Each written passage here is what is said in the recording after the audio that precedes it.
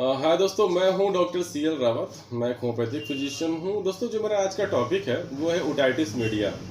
Otitis media का मतलब होता है कान के बीच वाले हिस्से में इन्फेक्शन होना, जहां पे हमारी हड्डियां कान की मैलियस इनकस स्टेपियस होती हैं। दोस्तों, उसमें इन्फेक्शन का मतलब हो जाना है फंगल इन्फेक्शन या फिर बैक्टीरियल इन्फेक्शन। ज़्यादातर 60% फंगल, 60% वायरल इन्फेक्शन होता है और 40% बैक्टीरियल इन्फेक्शन होता है। दोस्तों, कभी कभी उससे पस निकलना, कभी कभी उससे वाटरी डिस्चार्ज होना, कभी कभी ब्लडी डिस्चार्ज होना, according to stage of the disease ये डिपेंड करता है। इसे ही दोस्तों हम लोग कहते हैं ओटाइटिस मीडिया। अब दोस्तों, ये प्रॉब्लम आती है ओटाइटिस मीडिया किन लोगों को ज़्यादा होता है। दोस्तों, ये ज़्यादातर बच्चों में देखा गया है। मसलन 5 साल से कम बच्चों में ओटाइटिस मीडिया बहुत देखा गया। लगभग हर 4 में से 3 बच्चों को कभी ना कभी कान का दर्द ज़रूर होता है। या दोस्तों, अगर एडल्ट की बात करें तो उन लोगों को ज़्यादा होता है जिनको सर्दी जुकाम अक्सर बना रहता है, एलर्जिक राइनाइटिस जिनको हुआ करता है। जो लोग एलर्जिक होते हैं डस्ट के प्रति, टेम्परेचर के प्रति, कमरे के अंदर बैठे हैं तो नहीं है जुकाम, कमरे के बाहर गए तो जुकाम चालू हो गया। या ऐसे लोग जिनको टॉन्सिलाइटिस बार बार हुआ करता है, टॉन्सिल का जो हमारे इन्फेक्शन होता है, या फेरेंजाइटिस जिनको बार बार हुआ करता है, या जिनके गले में बहुत ज़्यादा बलगम बना करता है। दोस्तों, खांसने से, छींकने से, जुकाम होने से ये जो बलगम है ये हमारे कान में पहुंच जाता है, कान के मिडिल ईयर में पहुंच जाता है एक ट्यूब के द्वारा। दोस्तों, एक ट्यूब होती है जो हमारे नाक की एयर कैविटीज को हमारे कान के मिडिल ईयर को कैविटी को कनेक्ट करती है। स्ट्यूसियल ट्यूब बोलते हैं इसे। ये ट्यूब जो होती है दोस्तों, कभी कभी इन्फ्लेमेशन कर जाती है। जब इनमें इन्फेक्शन होता है तो इन्फ्लेमेशन कर जाती है, जिससे कान का जो मिडिल ईयर का जो भी बलगम रहता है या जो भी सीरस रहता है वो नीचे उतर नहीं पाता और वो कान में भरा रह जाता है। अब जब कान में भरा हो जाता है तो वो हैवीनेस से फील कर देता है, कभी कभी पेन होता है।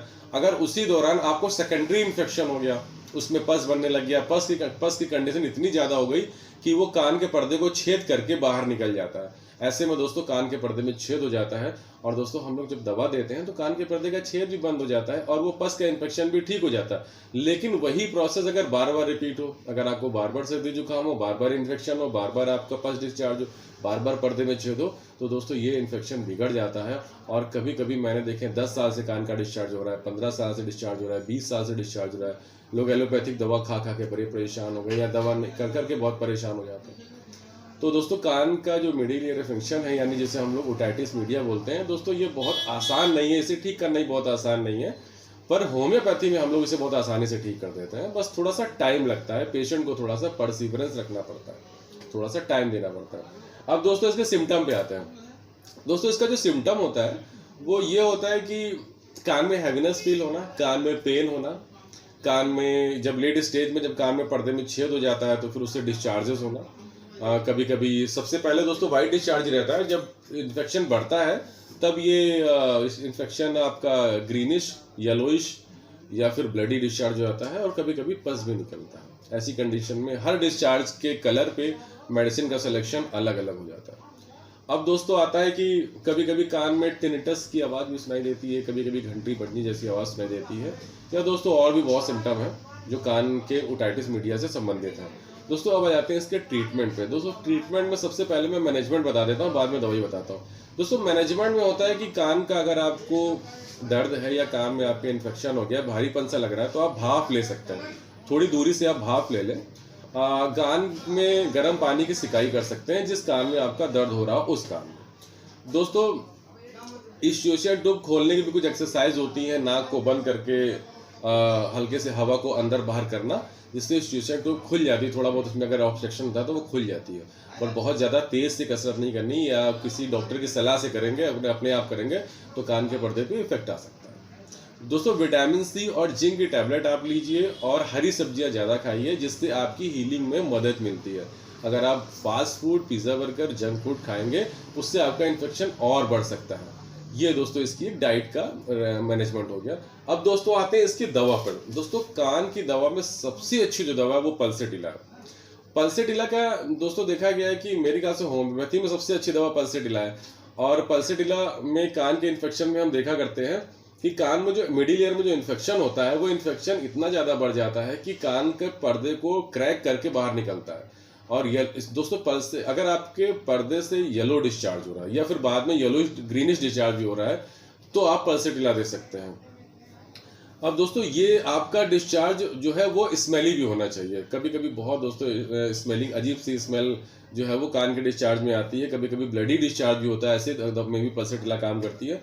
दोस्तों ये दवा बच्चों में और फीमेल्स में बहुत अच्छा काम करती है। ऐसे बच्चे जब रोते हैं तो दोस्तों बच्चे जो होते हैं, जब पल्सेटिला का बच्चा जब रोता है तो वो देखेंगे आपको दयनीय स्थिति से लगेगा, दया चाहता है, आपसे दया चाहता है कि आप इसको आके लो आपको गोदी उठा लो, ऐसा रोगेगा कि आप उसको मतलब देख के उसको दया आ जाए।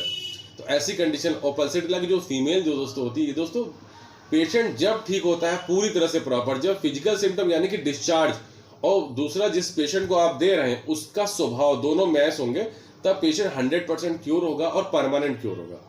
अगर आप सिर्फ डिस्चार्ज देख के दवा दे रहे हैं कि अगर आपका ग्रीनिश डिस्चार्ज है और मैं पल्सेटिला दे दूं, उसकी लेडी से उसका स्वभाव नहीं मिल रहा है, तो वो टेम्परेरी ठीक होगा, 2-4-10 दिन बाद 15 दिन बाद उसका डिस्चार्ज फिर वापस आ जाएगा। अब दोस्तों बता रहा था पल्सेटिला की लेडी के बारे में। दोस्तों पल्सेटिला की लेडी सुंदर होती है, जल्दी रोने लगती है और टिमिड होती है, मतलब जरा जरा सी बात पे रोने लगती है, टिमिड होती है, अच्छे स्वभाव की होती है, अच्छी बोलने वाली होती है, दूसरों का भला चाहने वाली होती है।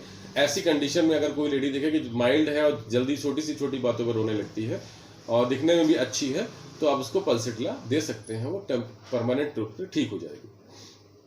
अब दोस्तों दूसरी जो दवा आती है वो आती है, और दोस्तों पल्सेटिला जो है वो कान के छेद को भी ठीक कर देती है। जो कान का छेद हुआ है, जो उसको पस बाहर निकल रहा है, इन सब चीज़ों को वो ठीक करने में बहुत ही अच्छी तरह से सक्षम है, बहुत ज़्यादा टाइम नहीं लगाती। अब दोस्तों दूसरी दवा हो जाती है कैमोमिला। दोस्तों कैमोमिला जो दवा है वो बच्चों में बहुत अच्छी काम करती है। कान का बच्चे आते हैं कान चिल्लाते हुए, अरे कान में बहुत दर्द हो रहा है, वो माँ गोद में लिए उठा रही है और बच्चा उसको झटक दे रहा है। ऐसा बच्चा जो माँ को या नर्स को झटक दे और मतलब उसको परेशान ज़्यादा करे, चिल्ला के अपना कुछ लोग बच्चे होते रोते हैं, जो पल्सेटिला बच्चा होता है रोता है, मिमियाता है, और कैमोमिला का बच्चा रोएगा, चिल्लाएगा, शाउटिंग करेगा, मन करता है इसको एक कंटाप लगा दे। ऐसा बच्चा अगर आपको दिखे तो आप दे सकते हैं कैमोमिला, बहुत जल्दी मतलब परमानेंट ही क्योर कर देगी। इस तरह की दवा है कैमोमिला। और दोस्तों अगली दवा जो आती है वो हीपरसल्फ। दोस्तों हीपरसल्फ भी जो है कान में, हीपरसल्फ के पेशेंट में कान के डिस्चार्जेस होते हैं, कान में पर्दे में उसमें भी छेद हो जाता है, पर डिस्चार्ज में आप देखोगे पस ज़्यादा निकलता है, पेनफुल बहुत होता है हीपरसल्फ में। हीपरसल्फ के पेशेंट में देखोगे आप उसको पेन बहुत होगा, पस डिस्चार्ज होगा, लगातार डिस्चार्ज होता है, रात में ज़्यादा होगा, दिन में कम होगा। और हीपरसल्फ का पेशेंट दोस्तों ठंड बर्दाश्त नहीं कर सकता, ठंड में उसका कान का दर्द बहुत ज़्यादा बढ़ जाता है। तो ऐसी कंडीशन में अगर कोई पेशेंट आपको दिखता है तो आप उसे हीपरसल्फ दे सकते हैं। दोस्तों एक और बड़ी अच्छी मेडिसिन है साइलेशिया। दोस्तों साइलेशिया में भी पस ही डिस्चार्ज होता है, कभी कभी ब्लड भी डिस्चार्ज होता है। साइलेशिया क्रॉनिक यानी कि जो ओटाइटिस मीडिया में बहुत अच्छी काम करती है, मेल्स में बहुत अच्छी काम करती है। साइलेशिया का पेशेंट भी दोस्तों जो होता है वो ठंड बर्दाश्त नहीं कर सकता। और साइलेशिया के पेशेंट के बारे में दोस्तों कहा गया है कि अगर दूसरे कमरे की खिड़की खुली हो तो वो बता देगा नहीं उस कमरे की नहीं, बगल वाले कमरे की खिड़की खुली, वहाँ से मुझे ठंडी हवा आ रही है, इतना ज़्यादा चिली होता है। बहुत ज़्यादा कपड़े पहन के वो सोना चाहता है। तो दोस्तों ऐसी कंडीशन में जिसमें पेन ज़्यादा नहीं होता, साइलेशिया का डिस्चार्ज भी पस वाला होता है लेकिन उसमें पेन बहुत ज़्यादा नहीं होता, और ठंडे से उसे भी बहुत ज़्यादा प्रॉब्लम होती है। बाकी दोस्तों साइलेशिया में हीपरसल्फ में बहुत सारी समानता है, लेकिन आपका फिजिशियन जो है वो डिफरेंस दे करके आपकी दवा को सिलेक्शन करेगा। दोस्तों एक बार में एक ही दवा लें। दोस्तों अगर आपके कान में बह रहा है तो उसको कान में कोई बाहरी चीज़ें मत जाने दें, कोई ड्रॉप ना डालें, कान में नहाते हैं तो रुई लगा लें। लेकिन आपका अगर कान में दर्द है, कान आपका बह नहीं रहा है, तो मुलेन ड्रॉप करके SBL की आती है, आप उसे कान में ड्रॉप डाल सकते हैं और आपको आसानी से वो आपका दर्द ठीक हो जाएगा, इन्फेक्शन को भी वो करेक्ट करती है। या दोस्तों कभी कभी किसी के कान में देखा गया बहुत ज़्यादा कीचड़ जम जाता है, तो ऐसी कंडीशन में भी आप मुलेन ड्रॉप डाल सकते हैं, 4-4 बूंद सुबह शाम डालिए। कान का कीचड़ जैसे जैसे फूलता चला जाए उसको आप निकालते चले जाइए। कान का कीचड़ भी यानी कि जो स्पूटम होता है कान में, जो भी हम लोग उसे बोलते हैं ईयर वैक्स होता है, वो धीरे धीरे करके लूज होकर निकल जाएगा। तो दोस्तों ये मेरा आज का वीडियो रहा। बाकी होम्योपैथिक किसी भी दवा से होम्योपैथिक फिजिशियन से सलाह करके दवा लें। हम लोग सिर्फ एक आइडिया बताते हैं आपको, एक नॉलेजेबल वीडियो है, इसको देखकर खुद डॉक्टरी ना करने लगे। थैंक यू दोस्तों, फिर मिलते हैं अगली वीडियो में।